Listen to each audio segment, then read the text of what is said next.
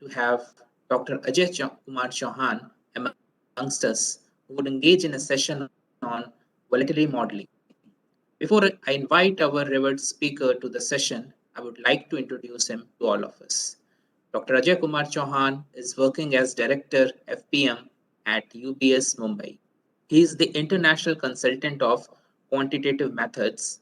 He is a visiting faculty with MDI, IMT, NMIMS, IIFT, NIT, etc. Earlier, he was associated with IMT Ghaziabad as a full-time faculty for 8 years. He is an MSc Mathematics, MBA Finance, UGC NET, and has also done a PhD in finance.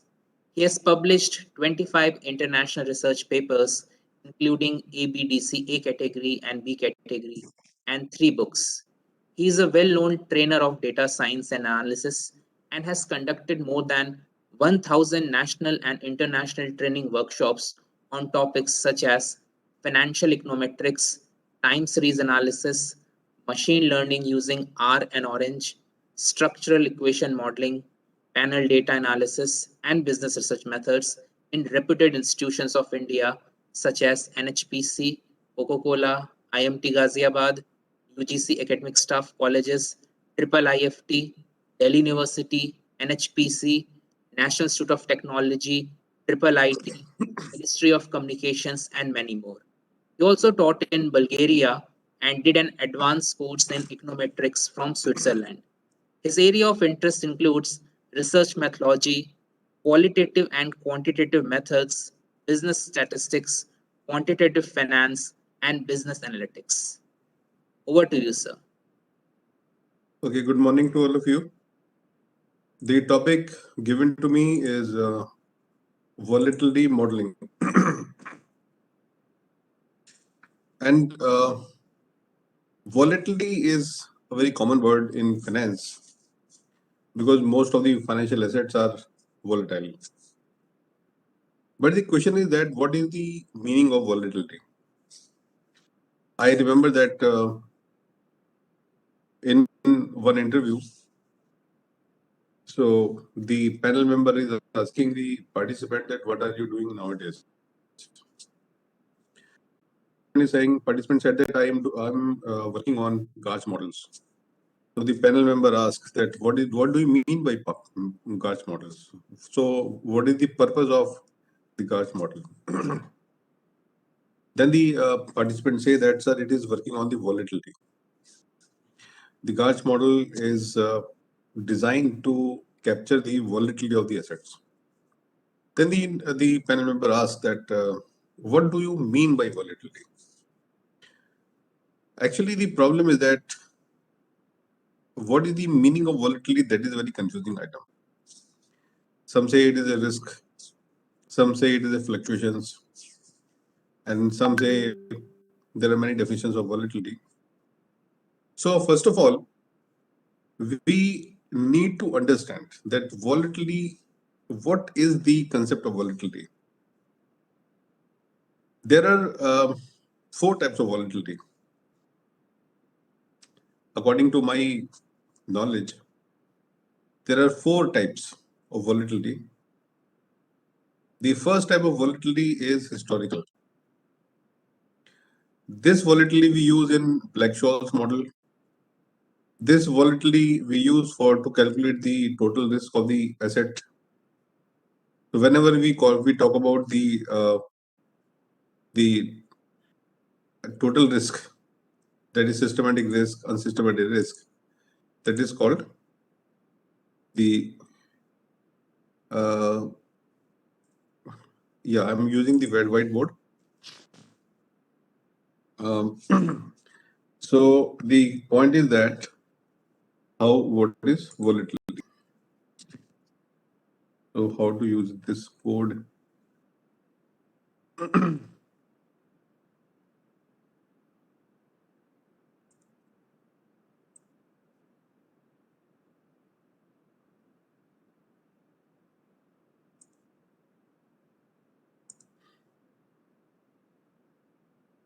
Yeah.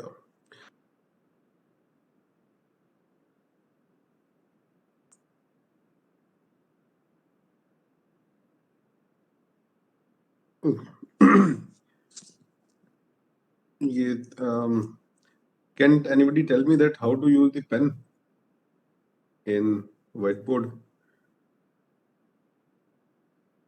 Sir, with the help of mouse, you can use it. No, that I know. Which is the pen? Pen sir, pen का sign बन के आ रहा है एक, देखिए Yeah, I'm trying to.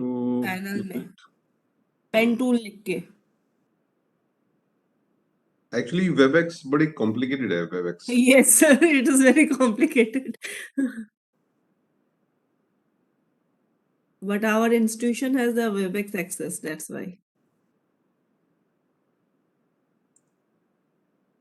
Sir एक pen tool करके उस पे क्लिक करिए.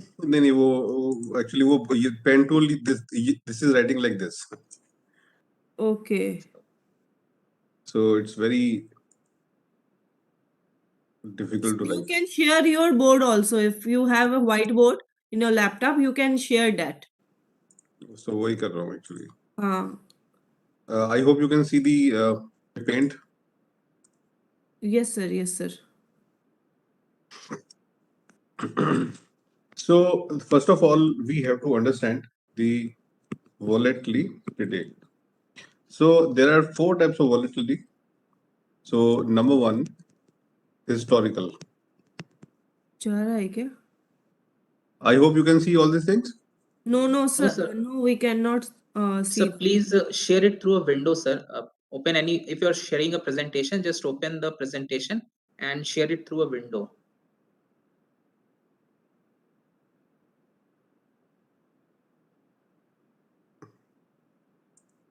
Okay.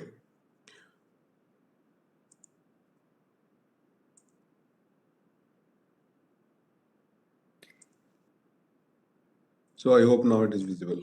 Yeah, it is visible now, Yes, sir. yes sir, it is visible now. It is more comfortable. So we are discussing the types of volatility. So the first type of volatility is historical. The second type of volatility we talk about is implied volatility. Implied volatility.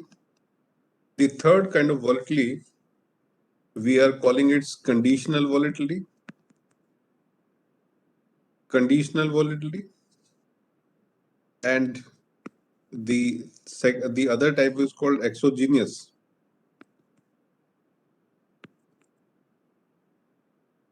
Volatility. Then we have other types like the short-term volatility, long-term volatility. Then we also have another type like short-term, long-term. Then we have asymmetric volatility.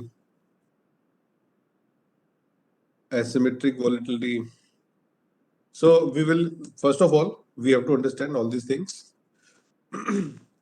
Now, first, let's try to understand the historical volatility, which is the basic of all type of volatility.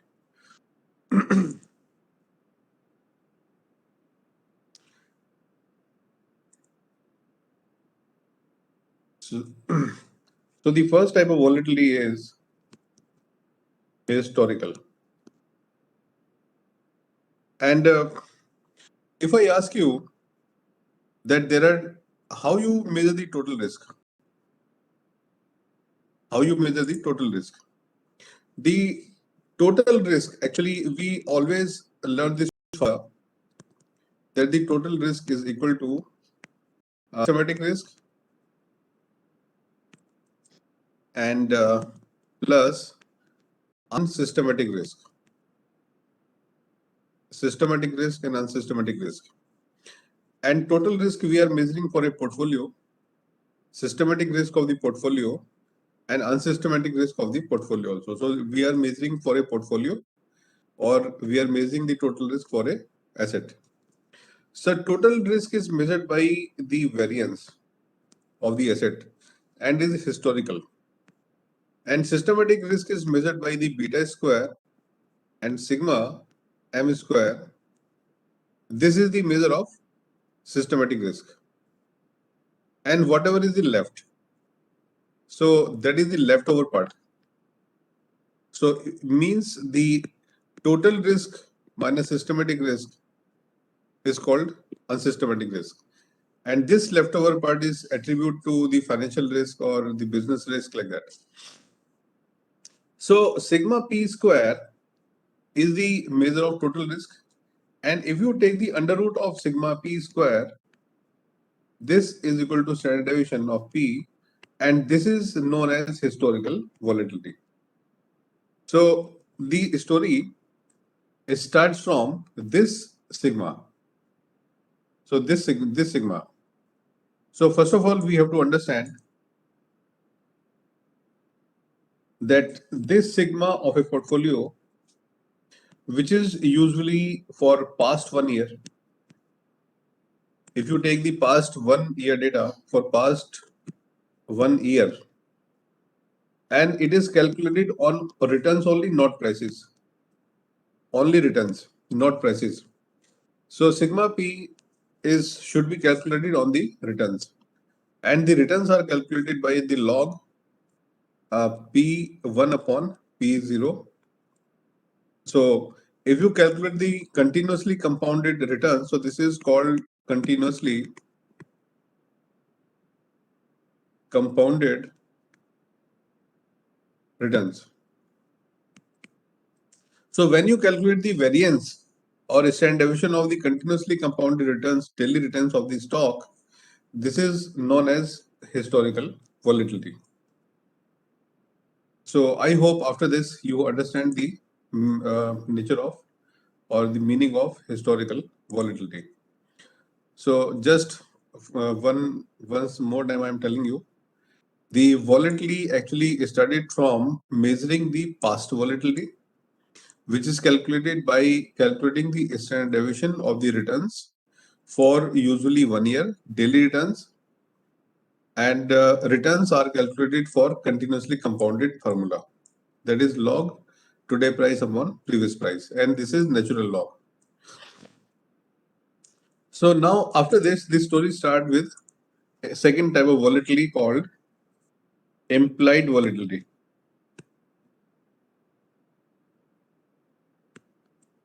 Implied volatility. Now you know that the option price, call price, and the put price are calculated, and it is assumed as a function of. So we know that the call price and the put price, so both are the option prices. Both are calculated from 5 inputs. Normally 5 inputs. That is S naught. One is K, risk return, T, and sigma. And there is one more, dividend, Y. So you know that the S naught is known as spot price of the underlying asset, and K is the strike price of the underlying asset at the maturity time, and this is the risk-free rate, and T is the time to maturity. Now this concept, this is known as volatility. So sigma is a measure of volatility. Which kind of volatility it is? It is historical. So we use historical volatility to calculate the price of call and the price of put, both. Right? Now, if we go reverse, so we can say, like I'm writing in another way. So I can say the call and put price is a function of historical volatility, which is called sigma x, sigma y, or sigma p, whatever you can write. So call price and the put price is calculated from historical volatility. Actually, all other inputs are actually same. You can see, you know that spot price is same, you cannot change it. Strike price is same, you cannot change it. R is same, you cannot change it. T is same, you cannot change it. So they are basically the constant. So these variables are constant, because for a call price it is fixed. It is changing with time, but for at a particular time it is fixed. It is also fixed. It is also fixed, and time to maturity at a particular time it is also fixed. But the question is that the historical volatility is equal to the current volatility or not. So when we compare this historical volatility with the current volatility, actually there is a lot of difference between the historical volatility as well as the volatility which is lying in the market today. Because of this difference, the call price and put price should be away from, is actually different from the actual price. So the actual price of the call and put is different as compared to should be call and put price. So the price which should be the calculated price of the call and put price, the actual price is different. And this actual price is different just because of the current volatility. Okay. Now what I am saying that there is a theoretical price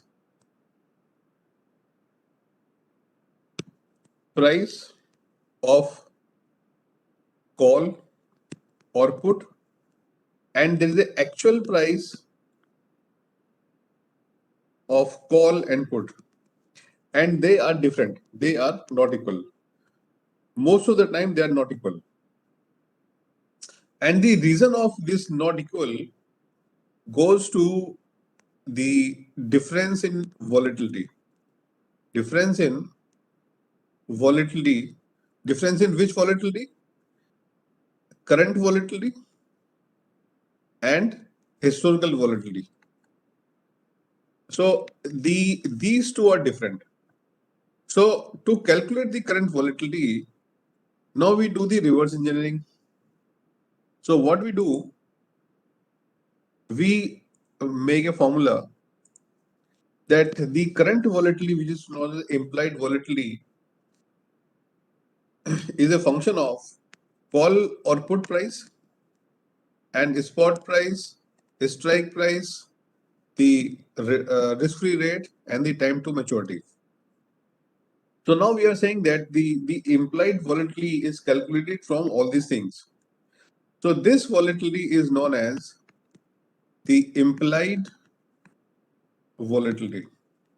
So there are many questions about this implied volatility, that which kind of call price and put price we should take, because there are three types of call and put price: the in the money call price, out of the money call price, at the money call price. So which call and put we should take? So here I am telling you one more very interesting thing. So we have to take only the out of the money. So we have to take only the out of the money call and put price to calculate the implied volatility. Number one. And if you if I ask you, do you think the call price and put price are different, or the volatility in case of call and put are different? Can I say, if I calculate the volatility for call, and can I say it is equal to the volatility of put? Because today at the same time, if I am taking the call price and I am taking the put price, can I say both are equal? No, they are not equal. They are not equal. It is always found that the volatility of put, the implied volatility of put, is greater than the implied volatility of call. And this concept we represented by a very interesting concept. Suppose this is the put part and this is the call part. So the volatility is lying like this. So this line is known as volatility smile. So you have heard this concept. This concept is known as volatility smile. So volatility smile, and this smile is not symmetric smile. It is not symmetric. It is actually the skew symmetric or not symmetric. This is not, or we call it a skewed smile. We call it a skewed smile. So the problem is that the volatility is not asymmetric. Volatility is asymmetric, it is not symmetric. So this is the concept of the implied volatility. And nowadays, a lot of research is going on the implied volatility.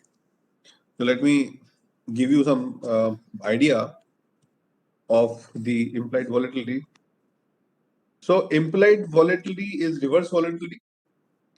When we take the actual price of call and put and calculate the volatility in the market, this concept is known as implied volatility. So implied volatility is based on out of the money, OTM, and there is an index VIX. This index is used by most of the researchers as a proxy of implied volatility. So VIX is calculated by the Nifty and National Stock Exchange, and most of the researchers are using VIX as a proxy of implied volatility. Otherwise, there are many softwares which are helpful in calculating the implied volatility, but you have to give all input to the software. Then some of the topics which I am telling you that the determinants of implied volatility, or if you, many people also make the relationship between they calculated the implied volatility, index returns, and some other macroeconomic variables, and you can apply the GARCH models in it, or the VAR models in it, or ARDL models in it. So many people are modeling these variables to find out the predictive, and many technical analysts, they are using the implied volatility of measuring the psychology of the investors in the market. So this concept is known as the implied volatility. I hope it is clear now. And the next concept, which is quite important, is called conditional volatility.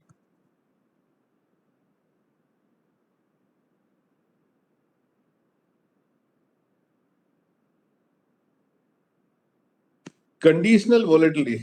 So conditional volatility is calculated by sigma t square t plus 1. So the conditional volatility is for tomorrow. This is called tomorrow volatility. Tomorrow volatility means we are going to forecast for the tomorrow, because historical volatility is now clear. Implied volatility, which is current volatility, is also clear. Now we are interested in forecasting the volatility, how we can forecast the volatility. So whenever we are interested to forecast the volatility, then this concept of conditional volatility comes into picture. The question is that how we can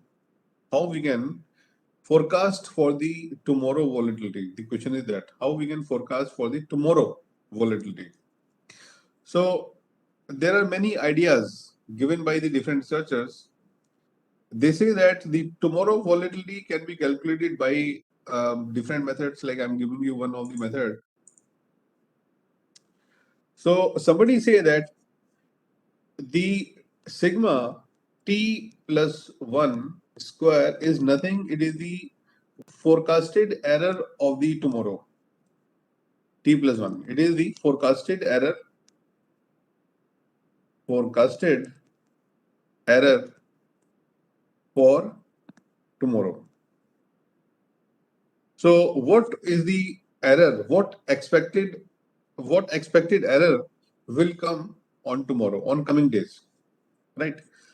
So we develop a model like RT is a function of let's say AR, MA, X. So we can make some forecasting model in the beginning, which may be based on ARIMA or ARIMAX, right? Or VERIMA. So there are different type of VERIMAX. So there are different types of forecasting models, and these forecasting models are developed to forecast the returns, not the error term, but the returns. So when we forecast the returns, we compare these forecasted returns with the actual returns. So E is equal to actual returns minus forecasted returns. This is called error term, right? So we calculated this error term, and we are trying to forecast it for tomorrow also. So I'm saying that the error term of tomorrow is a function of the error term in the past. E t minus 1, E t minus 2, and so on. So we believe that the tomorrow error term can be predicted on the basis of tomorrow error term. So we apply the formula like this: E t plus 1 square or equal to alpha plus beta E t minus 1 square. And first of all, we will take t. Beta E t minus 1 square beta 3 E t minus 2 square, like this. And if any of the beta is found significant, if this is found significant, so we can say the volatility is autoregressive. The volatility is autoregressive. Give me a minute.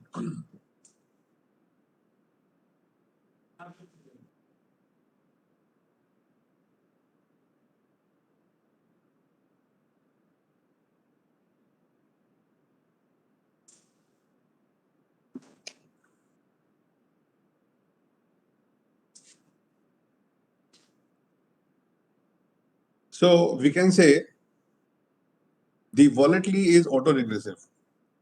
Okay, so from this concept, we drawing a very important concept. This concept is known as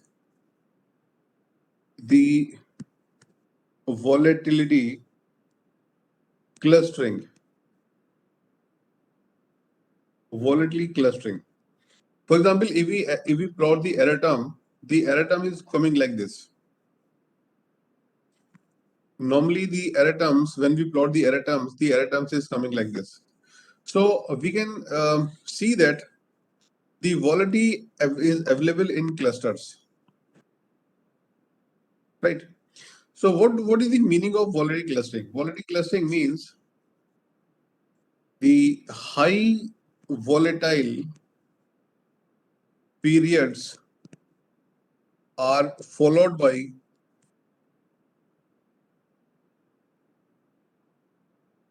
high volatility, and low volatility periods are followed by low volatility. So it means if your mood is good today, your mood will be definitely good tomorrow. And if your mood is bad today, your mood will be bad tomorrow. So high volatility is followed by high volatility, and low volatility is followed by low volatility. This concept is known as volatility clustering. So first of all, we have to check whether the volatility clustering is there in the error terms or not. If volatility clustering is there, then only we can go to the next step.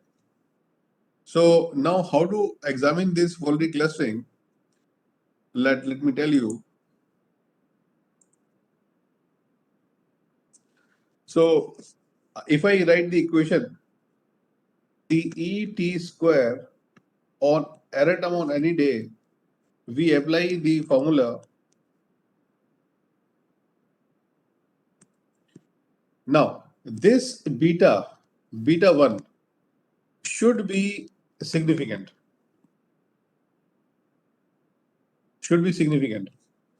If beta 1 is found to be significant, This is known as volatility clustering. Volatility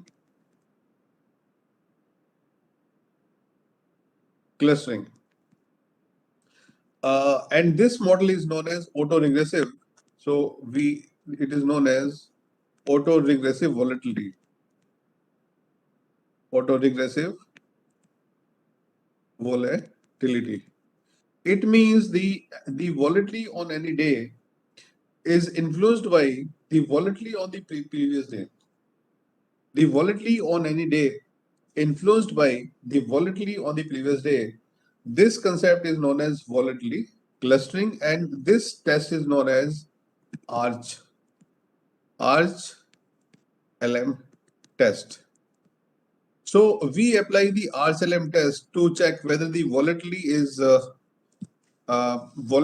clustering exists in the error term or not. If volatility clustering is available in the error term, then we can go for the modeling part. Otherwise, we will not go further. It means the market is not volatile. And there is one more term which you also understand. There is a term called homoscedasticity.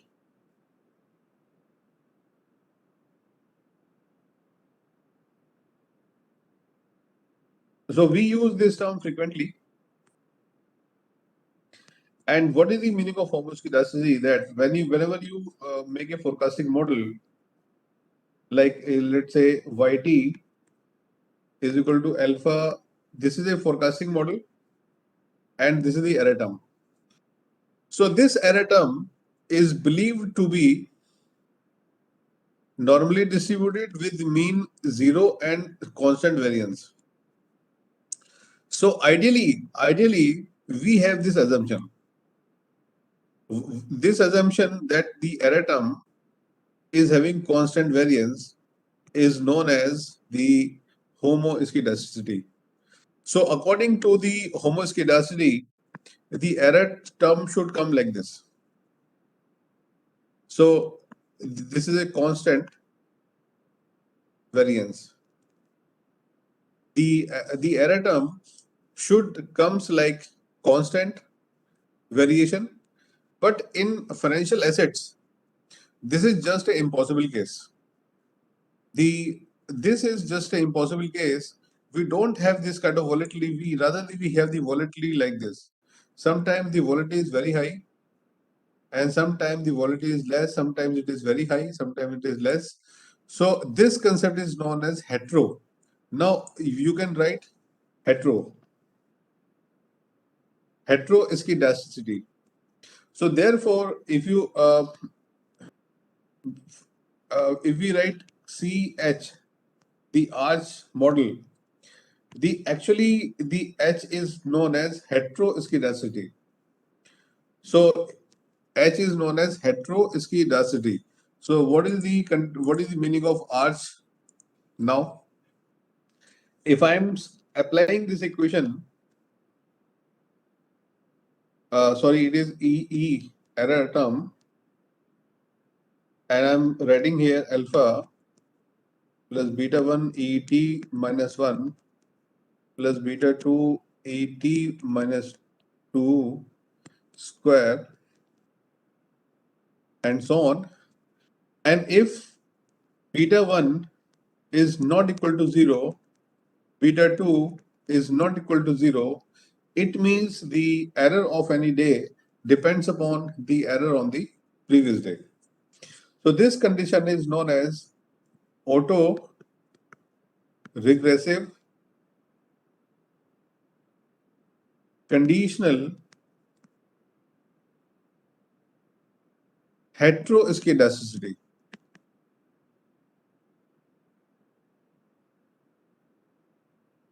So this condition is now comes into picture. So what it means?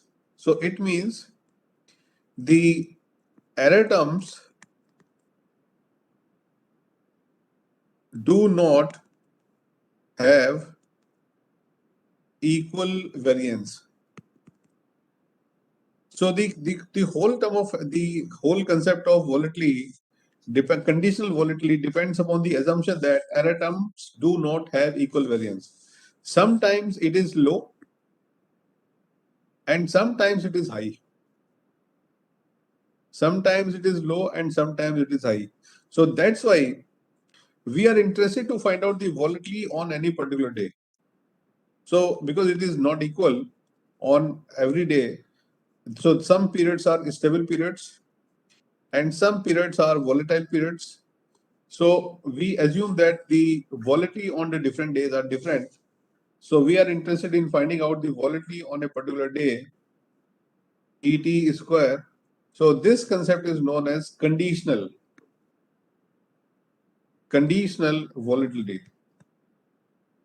So the conditional volatility comes as a result of all these things.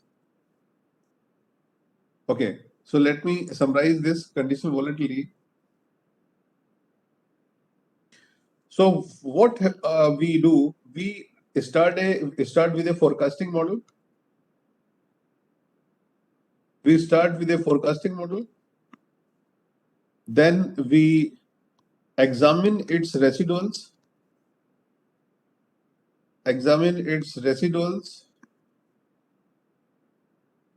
And we first of all, whenever we are examining the residuals, the basic examination is towards n0 sigma square. Then we examine the volatility clustering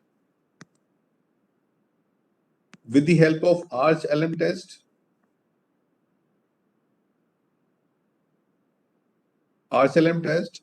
And if Arch-LM test confirms the presence of volatility clustering, then we go to examining the conditional volatility.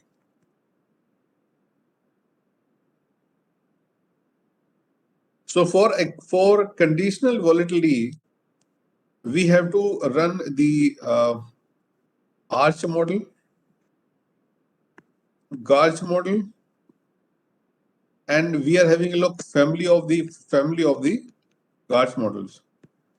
So we have a complete family of the Garch model that I will discuss later on. So first of all, I have to explain what is the concept of Garch. Now we are moving to the Garch models. Okay. Now the concept of Garch model believes that if we want to forecast the volatility for tomorrow, it can be predicted with the help of error term of today. So this is the tomorrow volatility, and this is today residual, and this is known as arch term. This is known as arch term. So ET minus 1 square is known as arch term, and this model is known as arch 1-1 model. This model is known as arch 1-1 model. So this arch 1-1 model is based on the concept of volatility clustering. If volatility clustering is available, if volatility clustering present, it means the arch model is applicable, and you can forecast the volatility by just taking the consideration of today's volatility into the model. Okay, this model was given by the Professor Angel, and later on his student, the name of the student is Boler-Serve. Boler-Serve extend this model. So he say that the volatility on any day is not only predicted by the actual error term, but it is also analyzed with the help of predicted error term. So this model is known as Garch model. So let me explain you the Garch model. So the Bollinger Curve say the error term or the volatility on any day is not only predicted with the help of the error term of previous day, but predicted error term of today. So let me this model is known as Gart's model. So let me explain the Gart's model. This is called tomorrow expected volatility. Tomorrow expected volatility. This is known as long term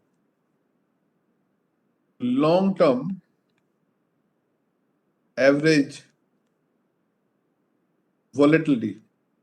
So this is known as arch term, and this is known as Garch term. Garch term. So this is the actual error, actual residual, and this is the forecasted residual.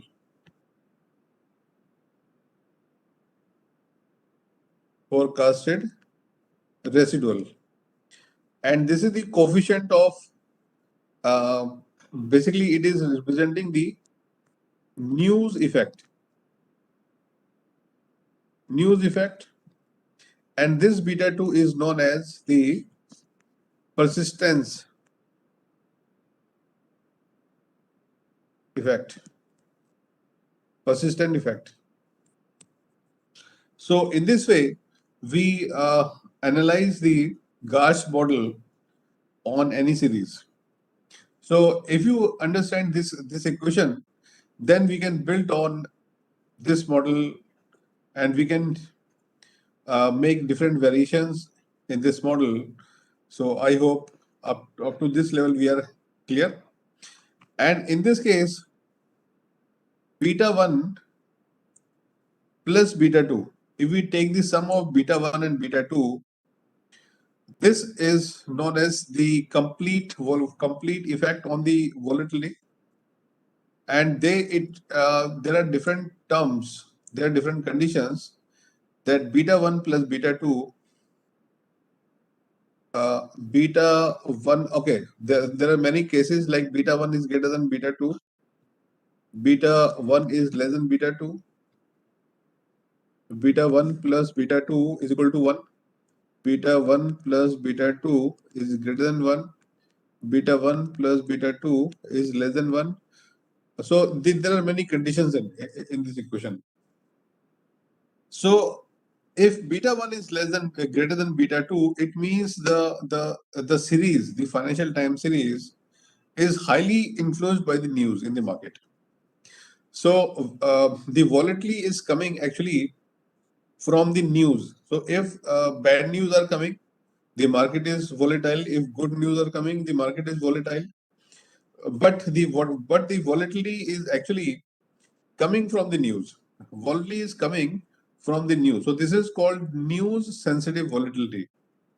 So if the first condition exists in the series, this is called news sensitive volatility. News sensitive volatility.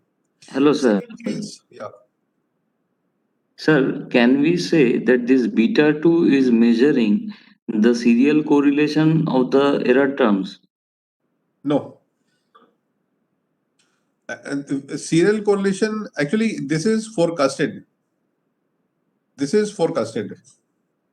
Because it is not an actual error term, it is forecasted error term. Serial correlation only exists with the actual values, not the forecasted values. Okay, sir. Yeah. Because serial correlation you can calculate only in case of Arch LM test, you can say it is a serial correlation. But in this case, we can't say it is a serial correlation because we are forecasting the values. We are forecasting the tomorrow's volatility, right? So basically, the purpose of this is to see the influence of the news and the persistence level on the tomorrow's volatility. If beta 1 is less than beta 2, it means the persistence effect is very high and news effect is less. In most of the cases, we found that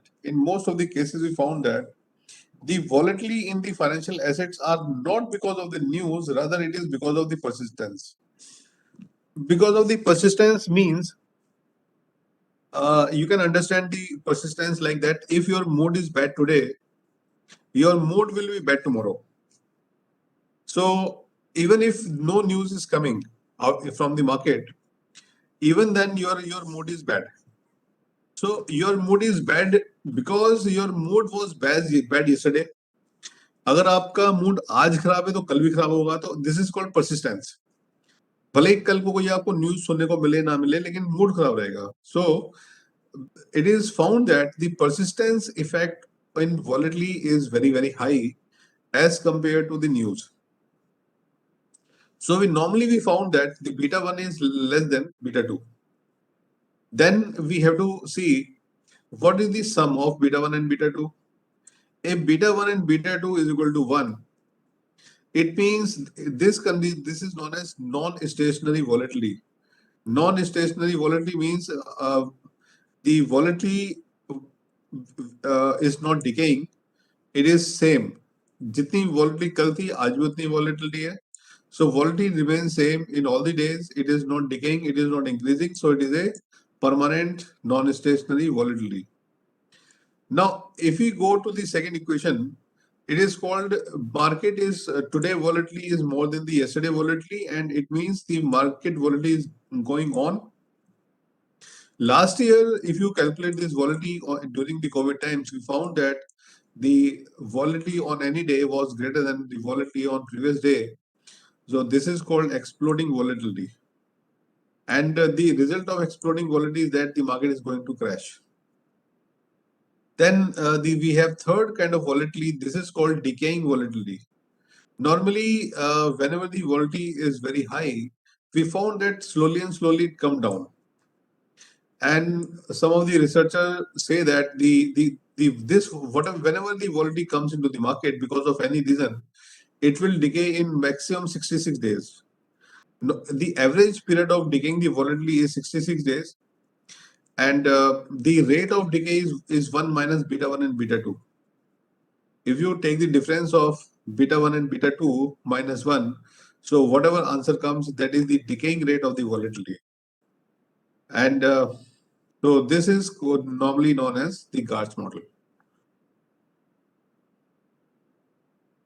Okay, so now let me show you how to calculate all these things, and then we will go to the advanced part. Hello. Yeah. Sir, good morning. Yeah, please. Is it possible that beta 1 plus beta 2 tends to 0? No, it is not possible. Okay. Because you can imagine that the volatility of the market being minimized. Yeah, it is an imaginary concept. Practically, that is not possible. Yeah. Okay.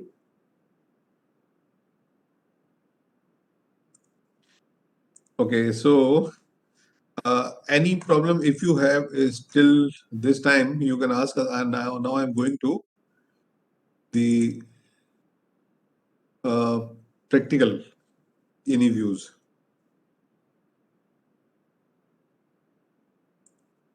Dr. Hello, sir. Chauhan, Dr. Chauhan, Yes, sir. one question I have, because you have shown me the error diagram. All those error diagrams, when you look, and then you said that this will be the highly volatile.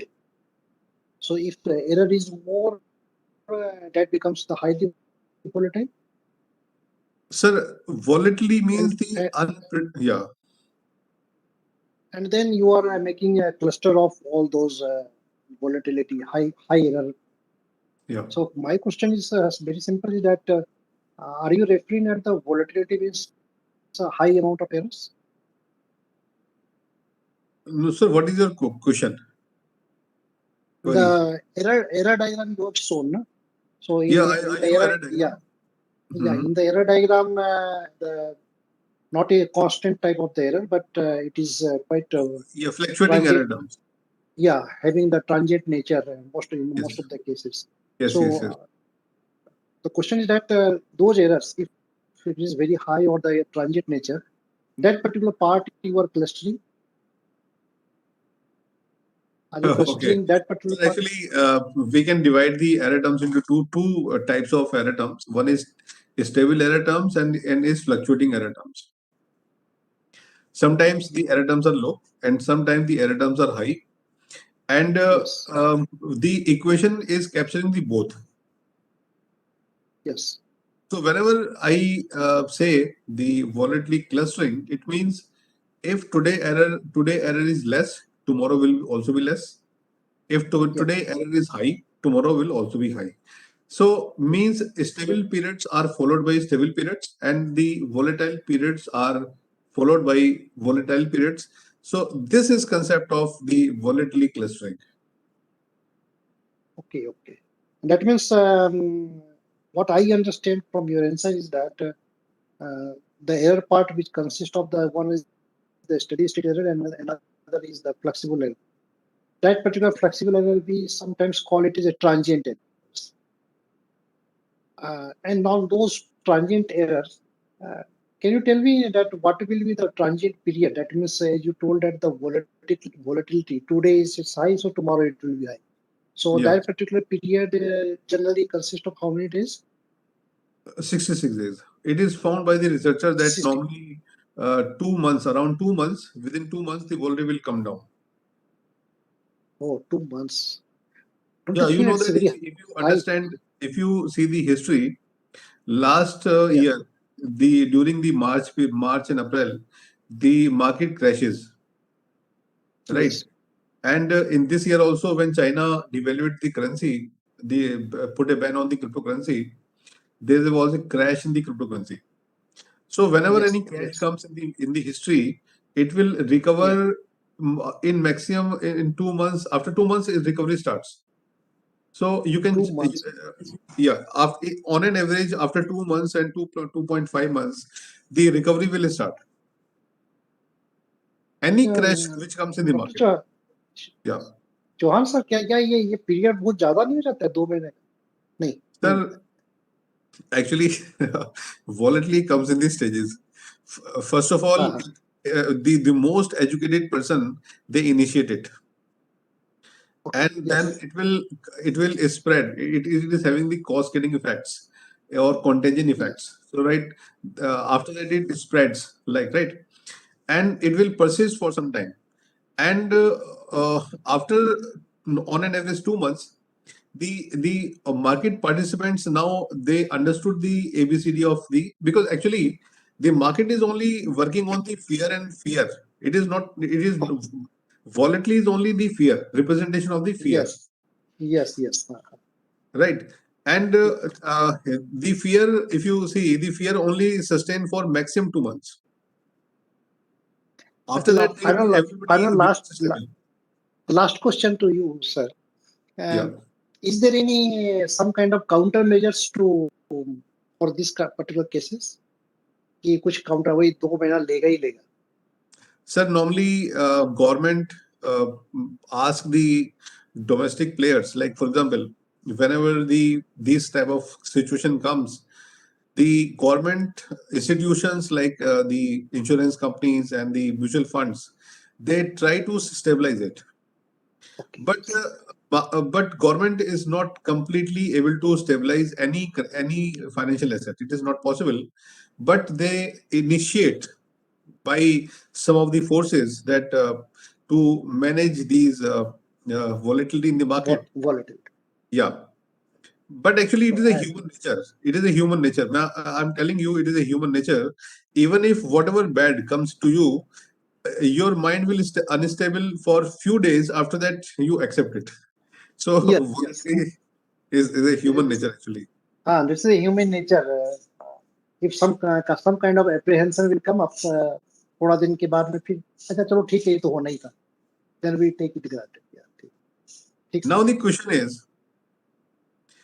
question is, Actually, this is my experience because after teaching a lot of subjects of risk and management, I know that how to take the benefit from the volatility.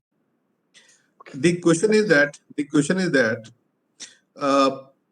if you understand the volatility, you can make money in the volatile periods. Because what happens when the market was panic, everybody is in panic. But if you are not panicked, then it is an opportunity to make money. So that is very, very important thing. So to anybody, any researcher who is working on volatility, the most important aspect of volatility is to make money, because it is an opportunity to make money. Because I remember that in demonetization, I remember those days, the stock market crashes and one asset was crashes, which is very, very unusual in the India. What is that? That is the real estate prices. Hmm. Real estate prices was crashed. There was a crash in real estate in Delhi. I know that Delhi. I saw the crash of 30% in 1 week. 30%. Yes, 30% crash in real estate. And the real estate brokers put a board outside their office that there is a heavy discount in the flats. Like that. So Ah. even because I know that all these things are temporary, so I buy my flat where I'm sitting. I bought that flat during demonetization. So Yes. last year, when market crashes by almost 60%, I broke all of my fixed deposits and put my money in the stock market. So basically, if you understand the crashes, it is the golden opportunity to make money. Correct. But we teachers are a little bit conservative. We think that the fixed deposit are the best option. हमारा पैसा हमारे पास में तो रहेगा कम से कम, ब्याज नहीं मिलेगा तो भी क्या है. Okay, sir. Please, you can continue. Yeah. Hello, sir. Yeah, please. Yeah. Sir, in the volatility clustering model, what you have mentioned in the equation, sir, alpha is basically the long-term average volatility or the constant term in the equation. This is in the GARS model. Yes, Because sir, Gauge model. so in GARS model, I told you that the alpha is the long-term average volatility. Basically, Yes, sir. if you understand the nature of the alpha, so what is alpha? Alpha is nothing. Alpha is if all independent variables are zero. The average level of. Yeah. If you put all independent variable as zero, so the hypothetical value of the dependent variable is called alpha. Alpha is that value of y when x1, x2, x3 are zero, right? Yes, sir. So in long term, so we assume that the independent variables are negligible. So alpha will take the value of the long term.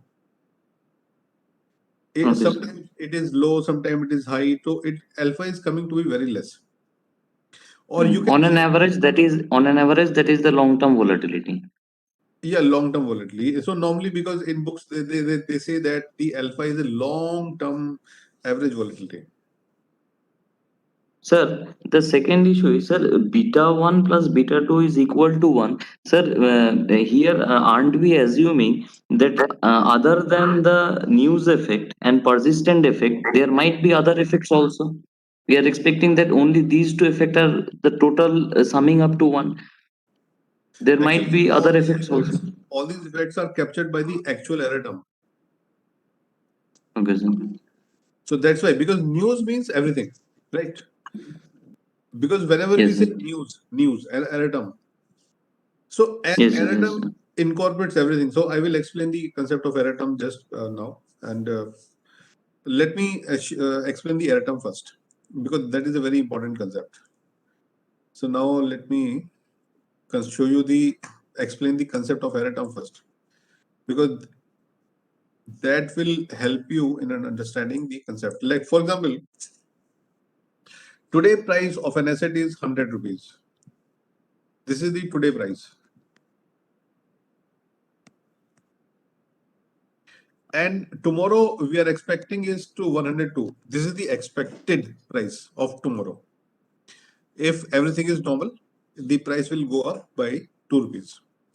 Now, this is the expected scenario. Expected scenario. Now the question is, so what is the actual scenario? Suppose my actual scenario, I'm taking two cases. One is 90 and one is 110, right? Now, first question I'm asking you, in which scenario the price will come down to 90? Or in which scenario the price will come down, increases to 110? The answer is very simple. When some negative news comes in the market 100 rupees will go to 90. And when some positive news comes, the 100 will go to the 110. And if no news is coming, it will go to 102. And it is just impossible that on any day no news comes. It is not possible, right? So if you take this scenario 90, so what is the error terms here? So error term is 90 minus 102, means actual scenario minus the predicted scenario. So predicted is 102 and 90 is the actual, and the difference is 12. So this minus 12 is indicating two things. So this minus 12 is indicating two things. One is the sign effect and second is the size effect. So sign effect means there is a negative news, and size means the size is 12% of the previous price. 12 upon 100 is 12%. Size is 12%. The impact of this news is 12% to the actual price. So this is called the error effect. So this error, don't you think, will also impact the price on the another day? Because there are different type of markets, different type of players in the markets. So one are very smart investors. So 5% of the investors are very smart, and around 60% of the investors, they are the early response. So they will get they respond on day one, they respond on day two, and rest 35% they will respond after that. So what happens whenever a news comes today, it will not only affects on the same day but also influence on the other day coming days. So the volatility comes in the stages. So that's why we have to take care of these error terms very carefully. For example, I'm telling you, yesterday or on Saturday, there was a news that the RBI put a ban on something on RBL Bank. This is just yesterday or today news, right? And when this news comes, because this news is negative, so it means there was a crash in the RBL price. So RBL price, you know that last week it is around 200. Now it come down to 136. So and this comes not in a single day, it comes in 2 or 3 days. So volatility never comes and absorbed in one day. It comes in stages. On first day, the size of the error term will guide you to respond wisely. I hope you understand the importance of the error term, right? Hello, sir. Yeah. Sir, please once more repeat, sir, what you said about the size of the error term. I actually forgot that explanation. Yeah, size means the error divided by the previous asset price. How much change comes in the asset price? So that is the size of the error. Sir, is this 12% can be represented as the market efficiency also? In the case you just discussed for just RBL, say it is going down from 200 to 136. It is the market efficiency rate that the news has been I'm telling adjusting. you, market is never efficient. Yes, sir. In any part of the world, market cannot be efficient. So market efficiency is only an imaginary thing. It is not practical thing. It is imaginary thing. So this 12% is only indicating the impact of the news. Impact of the news. Okay, sir. Got it? Yes, sir. Yeah. So basically, I'm telling you, there are many type of investors in the market, and it is said that the money come from the 95% of the people and goes to the 5% of the people. So market is never efficient. Okay. So basically, you can understand now how much the error term is important. So this error term is known as arch term, arch term, ARCH, arch term. And this whole GARCH model is based on this arch term. So now I am going to show you with the help of the software. Hello, sir. Hello. Yeah, please. Sir, can you suggest some of the books where we can refer these things, this volatility and GARCH models? No, madam, actually, I'm telling you all these things come from the experience. So, because whenever you start reading any book, they write so much mathematics to it.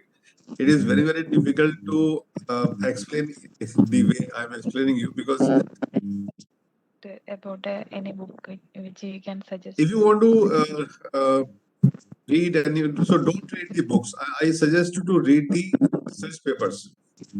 Okay, sir. So, because books are very old. I'm telling you, in finance, there are many books which are talking about the volatility, but they are very old books. So it is always better to read the research papers related to the GARCH. So they will explain you in a much better way. Okay, sir. Thank you. Okay, now, Just a point here. yeah. Sir, actually, I'm also working on this. So what you had been explaining in the session, sir, this is actually the practical application of the Elliott wave theory, what we are talking about. Yeah. So here, sir, in like what Anjita ma'am has asked, in JFQA and in Finance India, in the last volumes, there are good research papers on volatility. I'll suggest you go through it. Journal of Financial and Quantitative Analysis. Okay. JFQ. Yeah. So I also recommend to read the research papers in this area, because they will give you more insight. Because I do not found any book which explains like this. Okay, sir. Okay. So do you have any other query?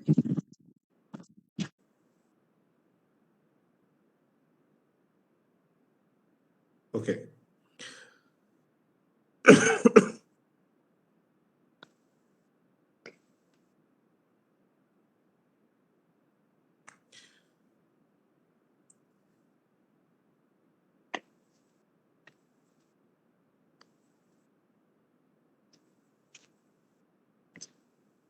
Hello, sir. Yeah. Sir, why we in this model we said that arch 1 1. Sir, can you please Because just we are explain taking that only thing? 1 lakh. Okay. Because we are taking only 1 lakh, that's why it is arch 1 1. If we take 2 lakh, Okay, it will take arch 2. Okay, sir. Okay. So now let's work on the data set. So I am using the eView software because it is very handy and very easy to use. So go to the file, foreign data is work file, and I'm going to open a data set.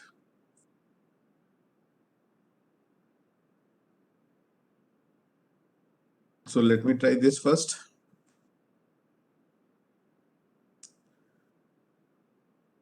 In this data set, we are having 4 assets. The USD INR is the exchange rate.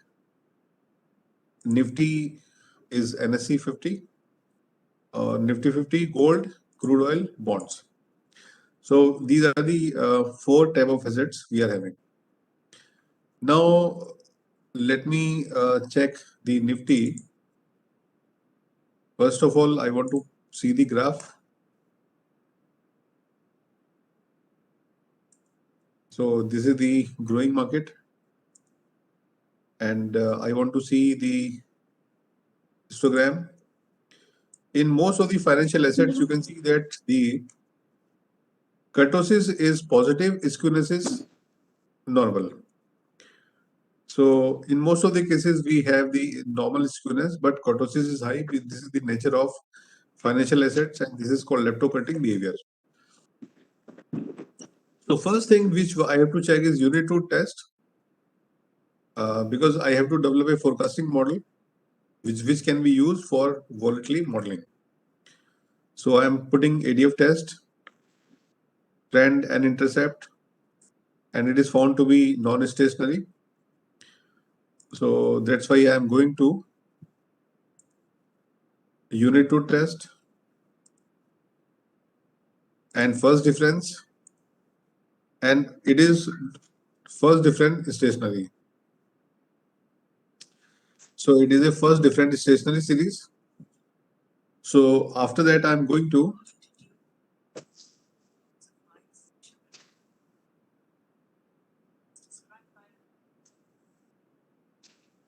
okay. So now I'm going to develop a forecasting model. Quick estimate equation. So I'm putting D log Nifty AR1 and MA1. So I am just making a very simple model, ARMA 111 model. This is ARMA 11 model. And okay. So this is simple ARMA 11 model. And I want to see the residual. So if you see the residual, then you can see the volatile periods. So whenever there is a crash, so you can see that on this day, crash comes and it will stay for some time. So whenever there is a crash comes, the market will be volatile. So every crash is followed by the volatile period. Normally we have this kind of graph in the array term. So we have the normal period. So this is the normal period, and these are the volatile periods. So this is the 2008 period, and we know that in 2008 we had the subprime crisis. So normally the crisis period comes like this, and this is stable period. And if you plot the graph after 2019, you can see the volatility very clearly, because after in 2020 and 21 market was highly volatile. Okay, now I want to see whether the volatility clustering exists in the dataset or not, whether the volatility clustering is there in the array terms or not. So I go to the view, the residual diagnostics. So I'm going to the heteroscedasticity test, and I'm going to the RSLM test. Lag I am taking 4, let's see. And okay, so you can see that all the p values are found to be significant. So it means your dependent variable, which is resid square, is influenced by resid square on yesterday, resid square 2 days back, resid square 3 days back, resid square 4 days back. So it means the error term is influenced by previous error term. So this is the presence of significant volatility clustering. And if I increase the lag, so let me increase the lag to the 10. So you can see that the 5 and 6, 5 is somehow insignificant. The 7 is somehow insignificant, but for continuous 5 days, it is volatile. So we can say the volatility on any day is significantly influenced by the previous error terms, because all these are the error terms. All these are the error terms. So there is a 5-day effect. 5-day effect means if some bad news comes today, it will affect the market for at least 5 days. So this is the meaning of this arch test. So this is a arch, auto-regressive conditional heteroscedasticity. So for 5 days, it is found to be significant. And this is the cumulative effect. Cumulative effect. The cumulative effect is measured by FS statistic and observed R square. So FS statistic, you know that if it is found to be more than 4, it is significant. Observed R square, number of observations multiplied by the R square, it is found to be 344. And according to the chi-square distribution, it is also significant. So we have significant volatility clustering in the presence in the error terms of the Nifty. It is proved by this model, by this test. So when we confirm that there is a significant, there is a presence of significant volatility clustering in the model, so it opens the way to apply other tests. And if I go to the estimate and I apply some other test like D-log, let's say crude. So I am improving the forecasting model. So D-log crude is, you can see it is found to be significantly influence the Nifty. So whenever we go to the Garch model, first of all, we have to make the best model, best forecasting model. And even I can write one more AR term, AR2 and MA2, and we can write some more equation like D log gold. So I am putting D log to make it stationary, and D log US INR. So this is my forecasting model, and save the error terms, residual graph. So you can see the more clear graph now, and we apply heteroscedasticity test, arch with 10 legs, and even you can see the 5 legs are very clear. It means any error at least influences the 5 days forecasting error of the next 5 days. It is also found to be significant. Now we are moving to the arch models. So you can see the option called ARCH, arch models. And if you put Garch 0 and arch 1, so we are applying the arch 1 model first. This is my mean equation. Mean equation means forecasting equation. And my second equation is called variance equation. And the error distribution, you can assume normal or you can assume the student distribution. Why? Because the error is normally distributed or not, we have to check. Let me go to the estimate first. Least square. I am saving the residual. So if you go to the proc, make residual series. So I am saving it in the name of residual of Nifty, because we are forecasting the Nifty. Now I want to check it whether it is normally distributed or not. So I go to the histogram and statistics, and it is not normally distributed because of the high presence of kurtosis. It is the high presence of kurtosis. You can see that the kurtosis is very high, and I want to check Okay, we have one more test here. Empirical distribution test, you can see. So any distribution, if you want to check, you can check here. So normal distribution or all these type of the distributions. If you click OK, so you can check whether it is normally distributed or not. It is not normally distributed.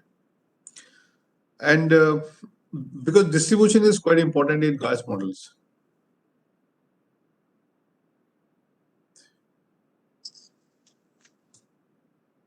So there are different type of distributions. Exponential distribution, no. Sir, which software you are using? eViews. eViews. It is eViews, yeah. If you need, I can give you, no problem. okay, okay. Sir. So actually, in finance, the distribution play a very important role. So you should check the different distributions. To some extent, you can have idea that which distributions we can use. Okay. But if I simply go to the distribution, it is not normal distribution. So there are many people, there are many researchers who object to apply normal distribution in the GARCH. Okay, so now let me go to the estimate and go to the arch. So I'm showing you I'm not going to apply the normal distribution. I'm going to apply the student distribution, student T distribution. And Garch effect I'm putting as 0. So this Garch test, this is simply known as arch test. And if you apply the result, this is your forecasting model, which is not important now in Garch model. The most important thing is this variance equation. So in variance equation, you can see that the coefficient is 0.25 and it is found to be significant. So we have the idea that the volatility in the Nifty is significantly affected by the news.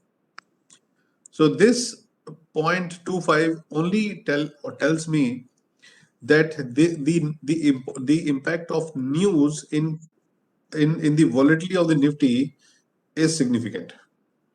So this series is a news sensitive series. So everybody knows it, but statistically we can prove it. Okay. Now we have to extend this model. I'm going to do the extension and I'm putting the Garch 1. So we can put the Garch 1 and okay. Now this model is known as Garch model. So where we have to see many things like so if I take this value, let me take these values here. Yeah.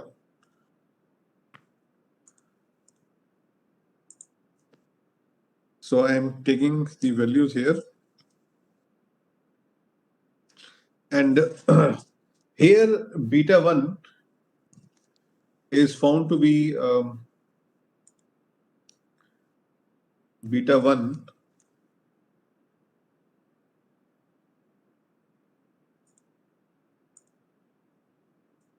yeah beta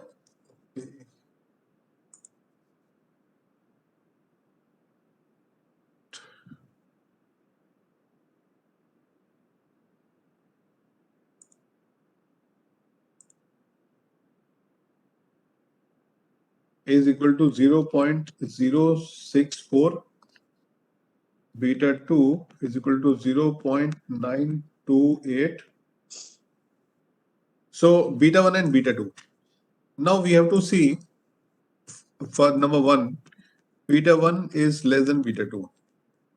The interpretation is that the volatility due to persistence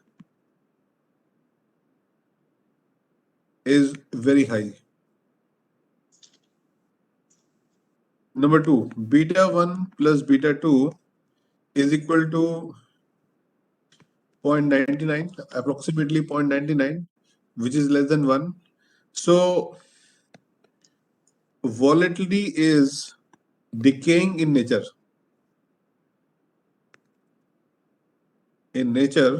But decaying rate is very low. Decaying rate is very low. Hardly 1%. Hardly 1%. So you can see that the decaying rate in Nifty in the stock market is very, very low. Very low, right?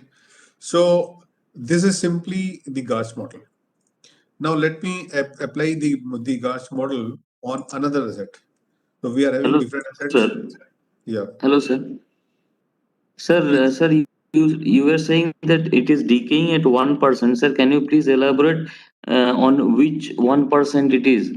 Like it was like 100 and now it is 99. In how many days it is going to decay or something like Approximately that? 3 months. 2.5 months. 2.5 months. It is found by the researchers that they, on an average, it is whatever with the asset, how volatile is the asset. The volatility will not continue for more than 3 months maximum. So therefore, to justify, if in our suppose model, if we find that it is 0.99 and the decaying effect is 1%, we need some theoretical support, literature support in that regard.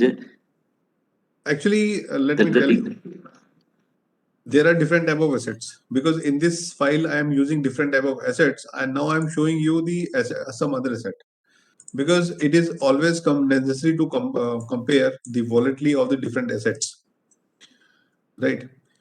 So if you take any other asset, let me take the gold. So I am taking the gold, and in the gold I am taking the Nifty, right? So first of all, I want to see the normal model, gold. Okay, so let's see the residual of the gold. So in gold, most of the time it is stable, but whenever there is a crisis comes, the gold always comes up. Actually, gold is always moving opposite to the market. Whenever there is a crash in the stock market, the gold price normally comes up. So that's why I am showing you the gold. Let's see the heterogeneity test, and let's take the leg 10. Now you see that it is significant for 4 days. The magnitude is less as compared to the Nifty. And it is volatile normally for the 4 days. It means whenever a news comes in the gold, related to the gold, the volatility. It adjusted in 4 days. Yeah, adjusted in 4 days. A single news. Yes, sir. Now we are going to the artifacts. Simply, I'm taking if I take it, put it 0. And distribution, I'm taking the student. Okay. Now you can see that it is quite 39. So it is also heavily influenced by the news. Gold price is also influenced by the news. And if I go to the Garch model, so you can see it is 93 plus 5, 98. It is same, 99%. Persistent effect here is also higher. Yeah, persistence effect in gold is also high. So gold is also a volatile commodity. Actually, every day gold price is not stable. It is fluctuating. It is also fluctuating. So we can check the different series in this way. If I go for any other commodity, so I also have the bond price. So let me take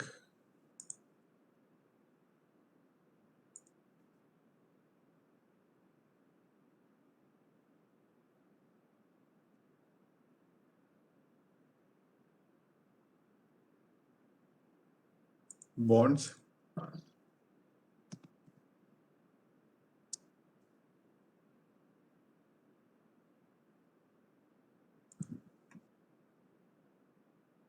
Because I'm showing you bond because I hope that it is less volatile. Okay. So there it is showing a one big jump.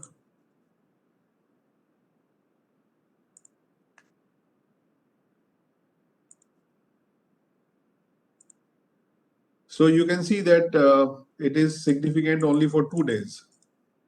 Mm. So I hope there is a less volatility in the bond. Estimate.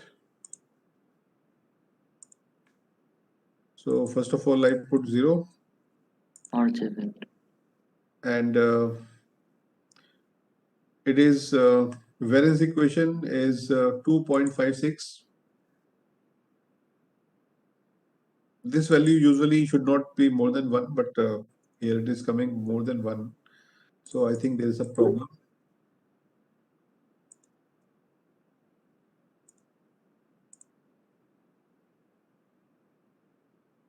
Yeah. 9.8. Okay. And if I apply the Garch model, so here News you see effect. that it is not affected by the news Mm. because the probability value is insignificant. Insignificant. The probability value is insignificant. The bond prices are not affected by the news, but persistence level is quite high. So in different commodities, yeah, but actually the sum is more than 1. Yeah, but because residual is insignificant, it is not affected by the news. So we understand that the volatility in the bond prices is not affected by the news. It is only affected by the persistence of the volatility. Mm. So in this way, we can examine the volatility, nature of the volatility of different markets. Sir, Yeah. hello, sir. Yeah, please. Sir, if beta 1 plus beta 2 greater than 1, what is the significance? If beta 1 plus beta 2 is greater than 1, it is called exploding volatility. Whenever volatility comes, it is today volatility is more than the yesterday, and yesterday volatility is more than the day before yesterday. Okay, sir. Thank you. Yeah. Sir, if the decaying is very less, if it is 0.99, you are saying the decaying is very less. So what does it indicate that the it will take more than 60 days to normalize, or? No. Actually, in all the financial markets, the volatility decay is always very less, because whenever a negative news comes or whenever a strong news comes, there's a lot of fluctuations in the market, and decaying rate is very low. It means the tomorrow is going to be the same volatile day. Okay. So Right. how, sir, what is the margin, sir? Like 0.99 means it is low. So when do we say it is very high? Like, Normally, whenever we apply the volatility, the data is 5 years, 10 years, right? So it gives you the average of the 10 years.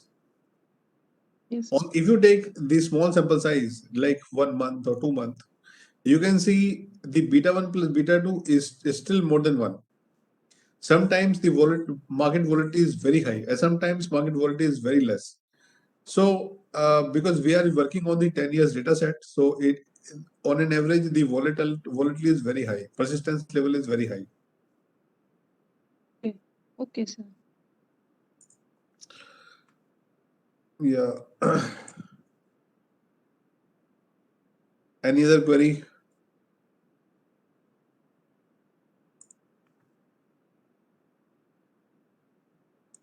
Sir, Hmm. sir, if we are expecting that beta 1 plus beta 2 is 1, and if the summation of that is less than 1, we are saying that the volatility adjustment rate is 1%, which is quite low.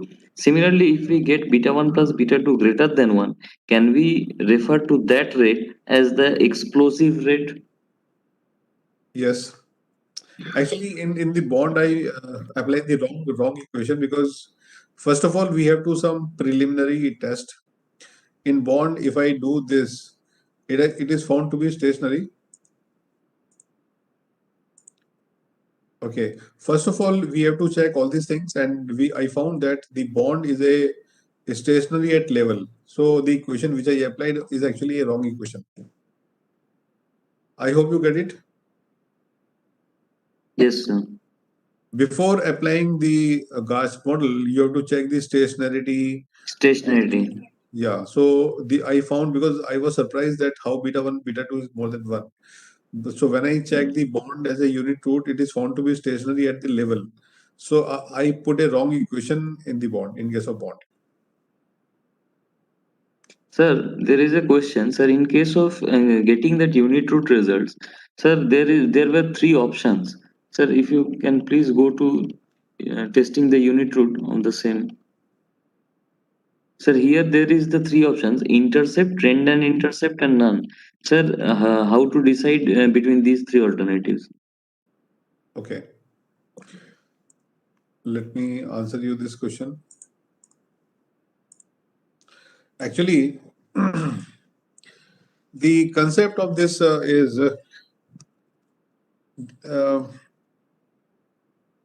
we started with this equation, yt equal to beta yt minus 1 plus et, right?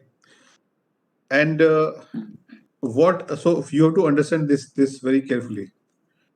Yt minus, we are subtracting the yt minus 1 from both the sides. Differencing it. Yeah.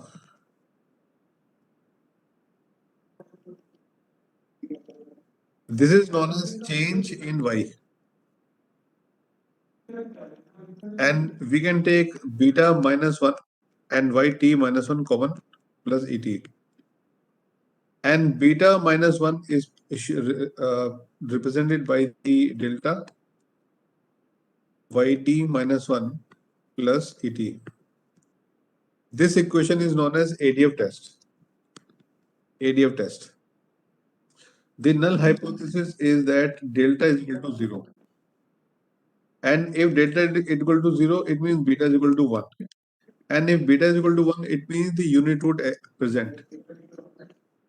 Unit root present, right? So this is the basic equation. Basic equation means without intercept and without trend. I hope you understand this. But after some time, this equation was modified by the Dickey-Fuller, and given new name called augmented Dickey-Fuller. So initially he started with this equation that delta yt minus 1 plus et, but he found that et is having Durbin-Watson problem. So Durbin-Watson was less than 1. Whenever you apply this equation, he found that Durbin-Watson is less than 1. So many researchers criticize this equation and say that this equation is wrong. So what he did, he changes the equation to delta yt equal to alpha plus beta into t plus delta into yt minus 1 plus gamma into yt minus I and plus et. This equation is known as the ADF test. Now in ADF test, he assumed that the alpha is not equal to 0, the trend is not equal to 0, and the null hypothesis is delta equal to 0, and these are the lags. Now, if you run the equation in eViews, you can see that for any equation, the software is asking that would you like to have intercept in the equation? Would you like to have the trend and intercept in the equation? Otherwise, you put it at 0. Now, how to decide it? So first of all, we like to make a graph of it.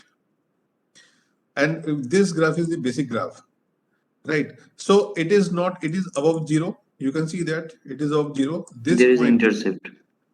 so there is an intercept, and because this is constant, so trend may be 0.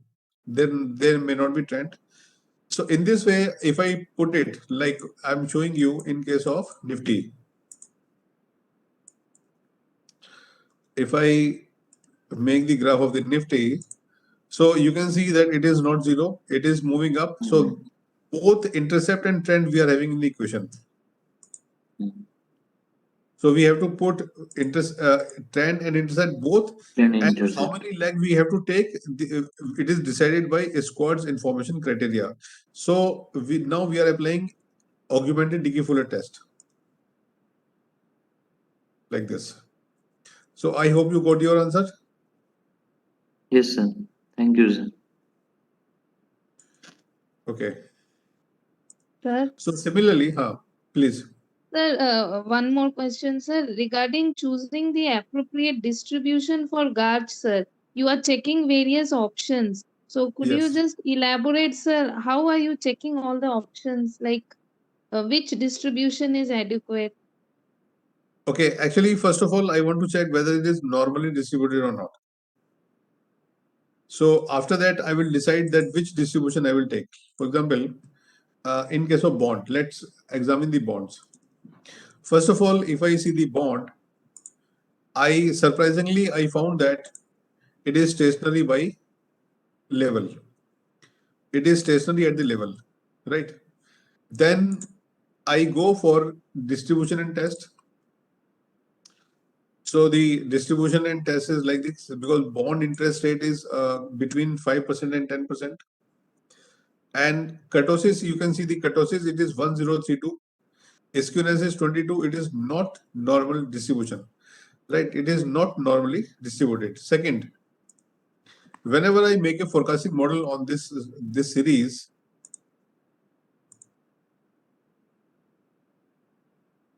bond C AR1, let's say only this.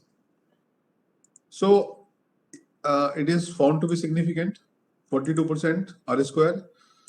And if I go for the Russell graph, I think there is a one mistake in this series, 2008. Okay, because of this problem, the only one spike is coming. Okay, so let me check whether the arch effect is there in the series or not. So you can see that the volatility is not there. Most of the error terms are constant, right? So in this series, there is no volatility. In the bond interest rate are not volatile. There is no volatility in this series. So we cannot go for the Garch model actually, right? We should not apply the Garch model in bonds. So that's why we are getting a very different kind of results. Okay. But let me show you the, if I make the residual series, this is the error term of the bonds. And I want to check the normal distribution of it. It is not normally distributed. Now you can check the different distributions. Empirical distribution test.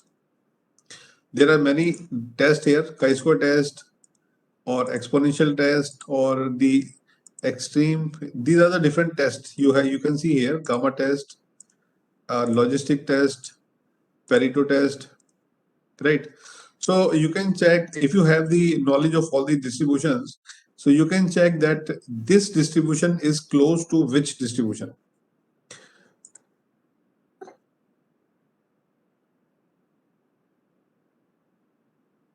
So this will give you the idea that which distribution is near to the actual distribution.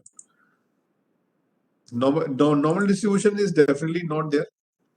This is not a normal distribution.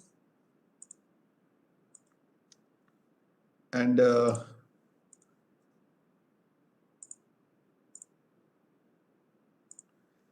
so you can check the exponential chi-square distribution.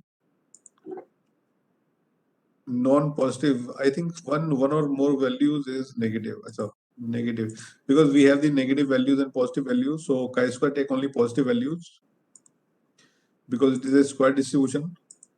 So you can check exponential distribution. Exponential distribution is also not there.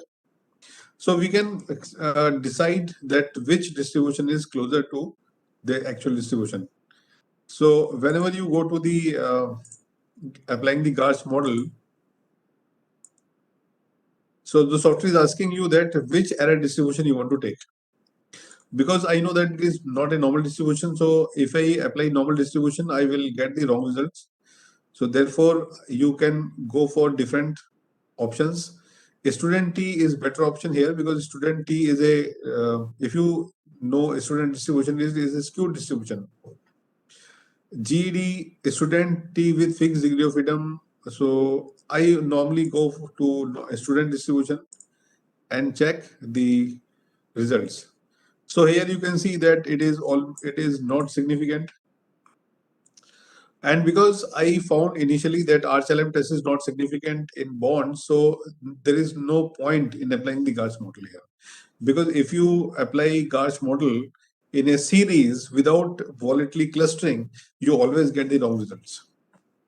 So it is insignificant because we found no volatility clustering into it. So whatever the volatility remains is just because of the persistence level. But it is actually the wrong to apply the Garch model in this series because there is no volatility clustering. So I hope now you are having much clarity on applying the Garch models on volatility. Yes, sir. Yeah. Any other query if you have in your mind?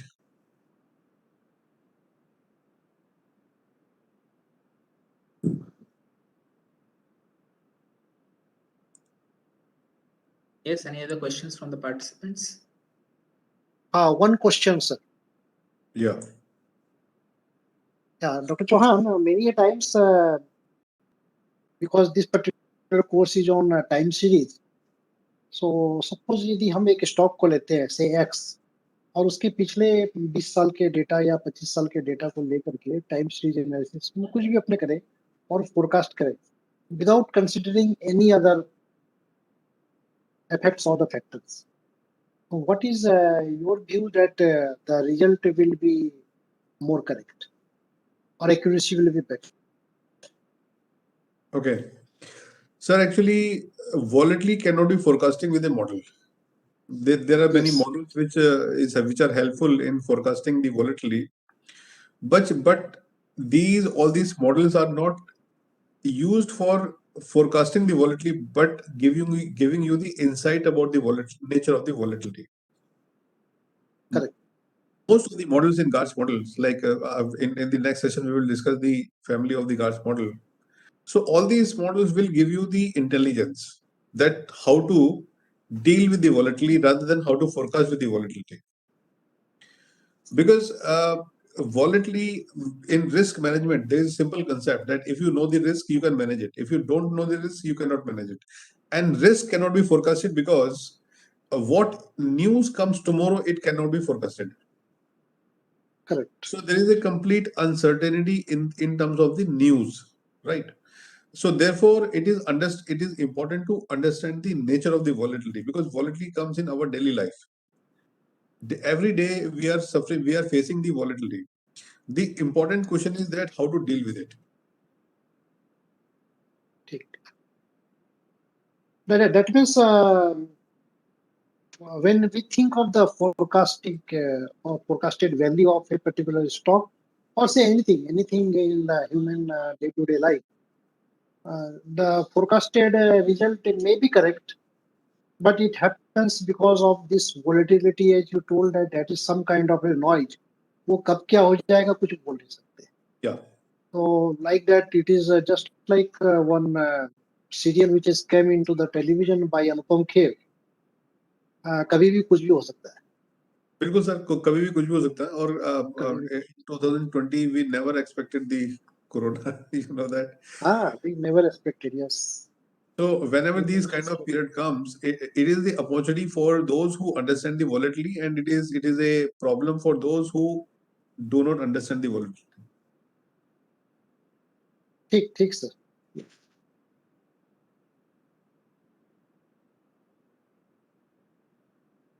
Yes, any other questions?